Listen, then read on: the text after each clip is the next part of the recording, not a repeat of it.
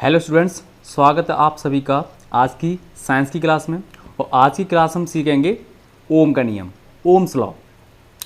तो Ohm's law के बारे में बता दूं, यूपी बोर्ड में मोस्टली इसके बारे में जो क्वेश्चन आते हैं उसके बारे में मैं पहले बता देता हूं आपको।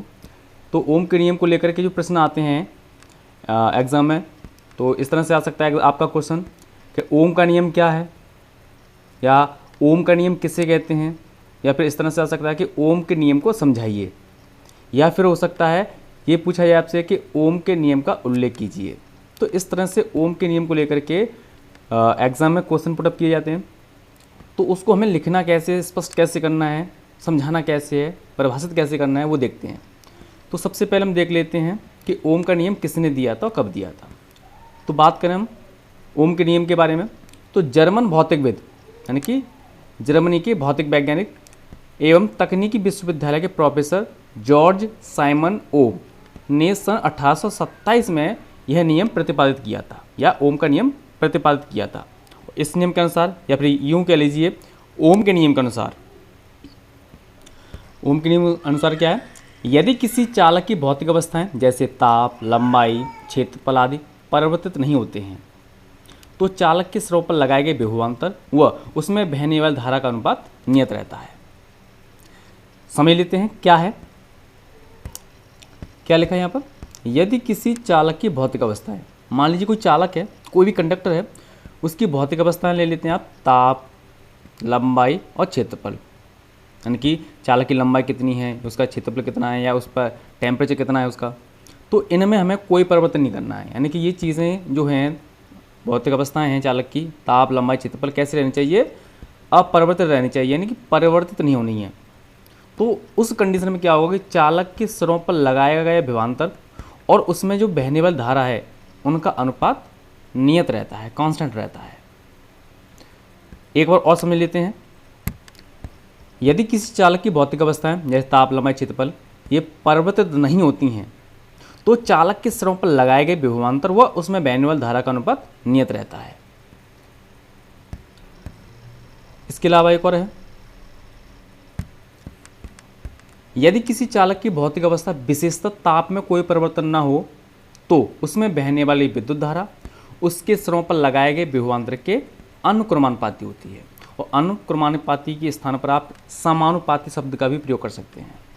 तो एक बार रिपीट कर लेते हैं, देख लेते हैं क्या कह रहा है ओम के नियम के अनुसार कि यदि किसी चालक की भौतिक अवस्था, यानी कि कोई भी चालक हो, उसकी भौतिक अवस्था और विशेषतः कौन सी अवस्था होनी चाहिए, ताप, ताप में कोई परिवर्तन ना हो। यदि किसी चालक की भौतिक अवस्था विशेषतः ताप में कोई परिवर्तन ना हो तो उसमें, यानी उसका मतलब, उसमें का मतलब है चालक में बहने वाली विद्युत धारा है वह क्या होगा, उसके सिरों पर लगाए गए विभवांतर के अनुक्रमानुपाती होती है। मान लेते हैं कि जो हमने चालक लिया है उस चालक में बहने वाली धारा I है और उसके सिरों पर उत्पन्न विभवांतर V है। तो ओम के नियम के अनुसार बनेगा ये V प्रोपोर्शनल I। ये जो बीच में आप साइन देख रहे हैं V और I के, ये प्रोपोर्शनल का साइन है, समानुपातिक चिन्ह बोलते हैं इसे। इसके आगे देखेंगे V प्रोपोर्शनल I, इसे हम ऐसे भी लिख सकते हैं V बराबर IR। अब R, या फिर इस फॉर्मूले को हम इस तरह से भी लिख सकते हैं V upon I equal R। R क्या है, R इसमें कांस्टेंट है, हिंदी में इसे बोलते हैं समानुपातिक नियतांक।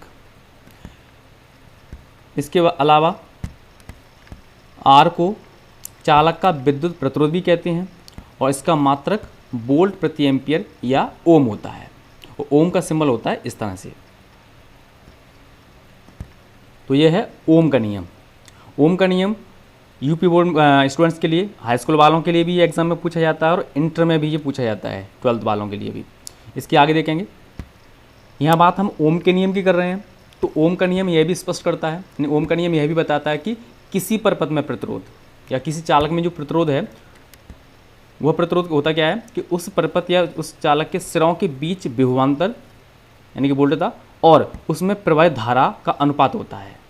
अर्थात हम इसे ऐसे भी लिख सकते हैं R equal V upon I।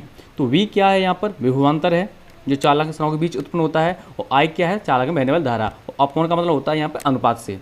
तो V अपॉन I का मतलब हो गया विभवांतर और धारा का अनुपात। और ये किसके इक्वल में है, आर के। और आर को हमने क्या सीखा था पीछे, उसे हम कहते हैं वैद्युत प्रतिरोध चालक का। तो चालक का जो वैद्युत प्रतिरोध है वो क्या होता है, उस चालक के सिरों के बीच उत्पन्न विभवांतर और उसमें बहने में धारा के अनुपात के बराबर होता है। यदि विभवांतर को हम वोल्ट में और विद्युत धारा को हम एम्पियर में मापें तो क्या होगा कि विद्युत प्रतिरोध का जो मात्रक है वह ओम होगा। विद्युत प्रतिरोध का मात्रक क्या होगा, ओम। आशा करता हूँ वीडियो आपको पसंद आई होगी, समझ में भी आया होगा। और अगर ये वीडियो आपको अच्छी लगी है तो आप अपने फ्रेंड्स के साथ इसे शेयर कीजिए। और आपने ये वीडियो देखी है तो थैंक्स फॉर वॉचिंग। अगर आप इस चैनल पर नए हैं तो मेरे चैनल को सब्सक्राइब कीजिए। Thank you.